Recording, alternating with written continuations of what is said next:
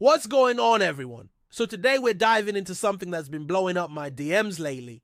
Bittensor subnet tokens and whether they're actually worth the hype or if we're all just gambling on AI buzzwords. Look, I'll be straight with you. This stuff is complicated, but I'm gonna break it down so even your cousin who only knows about Dogecoin can understand what's happening here. We're talking about tokens that are supposed to represent pieces of AI networks, and honestly, half the people buying them probably don't even know what they actually do. By the end of this video, you'll know how to spot the difference between a subnet token that might actually moon and one that's just riding the AI hype train straight to zero. Plus, I found this killer article from Unsupervised Capital that I'll link below, definitely worth checking out after this.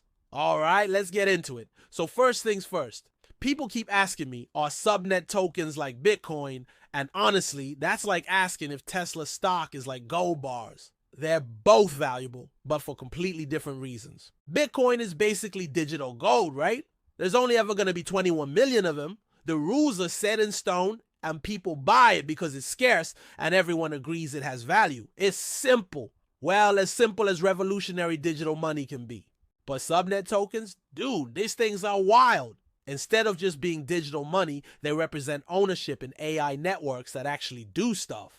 Like one subnet might be really good at generating images, another might crush it at language processing, and another might be the go-to for analyzing data. Here's where it gets interesting. Bitcoin doesn't care if you use it or not. It just sits there being scarce and valuable. But subnet tokens? Their value is tied to how useful their AI network actually is. If nobody wants to use your subnet's AI services, your token is probably going to tank harder than my portfolio in 2022. And get this, while Bitcoin just prints new coins on a predictable schedule, subnet tokens have this crazy dynamic thing going on. The better your subnet performs, the more tokens it might get. It's like if Bitcoin gave extra rewards to the coolest miners, except instead of being cool, you have to build actually useful AI. The staking game is different too. With Bitcoin, miners just compete on raw computing power. With subnets, you're judged on the quality of your AI contributions. It's like the difference between a strongman competition and a talent show. Both require skill, but completely different types. Oh, and governance. Bitcoin changes about as fast as continental drift. Subnet communities can actually adapt and evolve their networks quickly, which is cool, but also means more things can go wrong. Okay, so here's where things get spicy. Traditional valuation methods kind of break down when you're dealing with AI network tokens, so we gotta get creative. First up, there's what I call the how busy is this thing method. Instead of looking at money transactions like with regular coins, we look at how much AI work is actually happening. Are people making API calls, running AI models? If your subnet token represents a network that nobody's using, that's probably not great for the price. But here's the catch. Sometimes being too useful can hurt the token price. If tokens move through the system super fast because everyone's using them, there might not be much buying pressure. It's like having a really popular restaurant where nobody sits down to eat. Lots of activity, but maybe not great for long-term value. Then there's the old school cash flow approach, but crypto style. We try to figure out what future rewards and emissions might look like, then work backwards to today's value. Problem is, these rewards can be all over the place and depend on validator opinions, which can be, let's say, subjective. My favorite approach is the how much of the AI pie can you eat method. We look at the total AI market that a subnet is going after, then guess what chunk they might grab?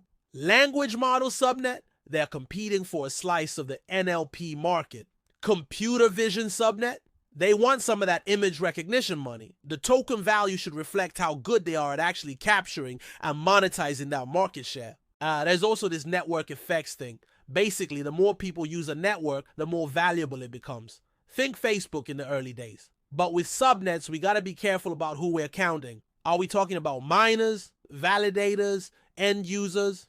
Each subnet type has different network dynamics. Here's a fun one. The what would it cost to copy this approach? If you wanted to build a competing subnet from scratch, what would that run you? Not just the tech, but the data, the trained models, the community, all of it. Tokens should probably trade below that cost. Otherwise, someone would just build a competitor. And finally, there's the good old how does this compare to other subnets method. In the Bittensor ecosystem, subnets are literally ranked and compete against each other. The ones that consistently perform better should probably be worth more, right?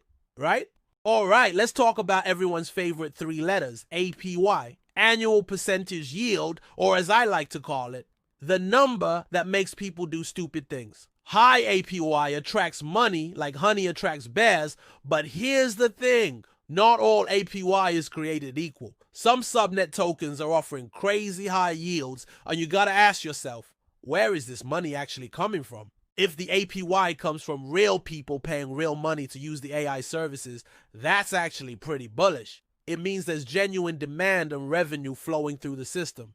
But if it's just new tokens being printed out of thin air to pay stakers, well, that's basically just inflation with extra steps. Here's the tricky part. High token prices actually make the APY look worse for new people jumping in, which can slow down new money coming in. But if prices drop, the APY looks better, which might attract new buyers. It's like a weird financial seesaw. You also gotta think about opportunity cost. These subnet tokens aren't just competing with each other, they're competing with everything else you could do with your money. When you can get 5% risk-free from treasury bills, your subnet token better be offering a lot more than that to justify the risk. And don't forget about lockup periods. Some of these high APY deals require you to lock up your tokens for months. That's great for reducing sell pressure, but it also means you're stuck if things go south.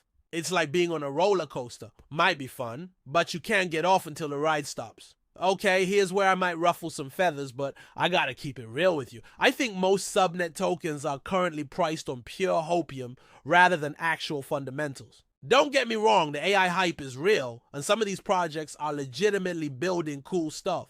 But the market is pricing in perfect execution, massive adoption, and basically everything going right for the next 5 years. That's optimistic. I'm seeing subnet tokens with similar market caps despite having completely different levels of actual usage and capability. It's like if every restaurant in town had the same Yelp rating regardless of whether they serve gourmet meals or gas station hot dogs. The market hasn't figured out how to properly differentiate between the good and the garbage yet.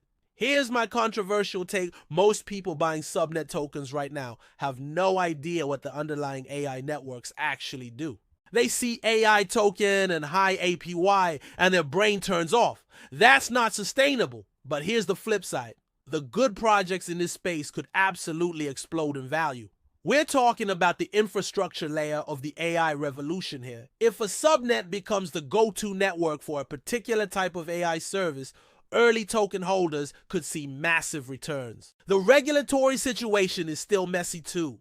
Nobody really knows if these tokens are securities, utilities, or something else entirely. A regulatory crackdown could nuke prices, but clear regulations could also legitimize the space and bring in institutional money. My strategy? I'm treating these like early stage startup investments. High risk, high potential reward, and I'm only putting in money I can afford to lose. I'm focusing on subnets with real usage, growing metrics, and teams that actually ship code instead of just hype tweets. The next year or two is going to separate the wheat from the chaff. The projects that survive and thrive will probably reward early believers handsomely, but a lot of these tokens are going to go to zero. All right, fam, that's the T on subnet token valuations. The TLDR is that these things are complicated, most people don't understand what they're buying, but there's legitimate potential for the projects that actually deliver value. Key points to remember: subnet tokens aren't Bitcoin, they're more like shares in AI companies. There are multiple ways to value them, but none of them are perfect. APY can be a trap if you don't understand where it comes from, and current prices are probably more about hype than fundamentals. If you're thinking about buying subnet tokens, please do your research. Look at actual usage metrics, understand the tokenomics, and don't just chase yield. This is still the wild west of AI infrastructure investing. Check out that Unsupervised Capital article I mentioned. Links in the description. It's got some solid quantitative analysis that backs up a lot of what we talked about today. What do you think? Are you bullish on subnet tokens, or do you think it's all just AI hype? Let me know in the comments, smash that like button if this helped you understand the space better, and I'll catch you in the next one. Peace out!